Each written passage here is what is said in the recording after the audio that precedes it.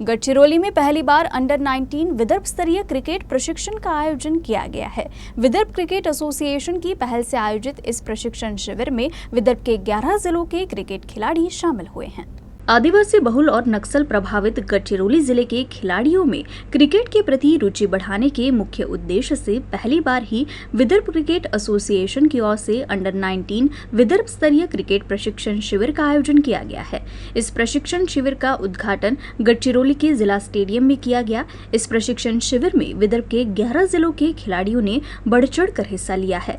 आगामी 1 महीने की कालावधि तक प्रशिक्षण में शामिल खिलाड़ी क्रिकेट के गुण सीखेंगे। विदर्भ क्रिकेट एसोसिएशन के सतीश चिमटे, नंदू गोरे मुख्य प्रशिक्षक के रूप में, राहुल शिखलकर, प्रशांत भोपाल, महमूद खान, मंगेश देशमुख, आशीष बावनकुले, सचिन मडावी खिलाड़ियों को क्रिकेट का प्रशिक्षण दे रहे हैं। जे प्रशिक्षण आहे हे VCAने अरेंज केलेलं 1 मंथ प्रशिक्षण आहे आणि यात सर्व डिस्ट्रिक्ट मिळून अंडर 19चे मुलं बोलवण्यात येतात। विदर्भातले जेवढेही डिस्ट्रिक्ट्स आहेत त्यातून हे मुलं आले आहेत आणि त्यांचं 1 मंथचं ट्रेनिंग असतं। डिस्ट्रिक्टच्या मुलांना याचा चांगला फायदा होतो।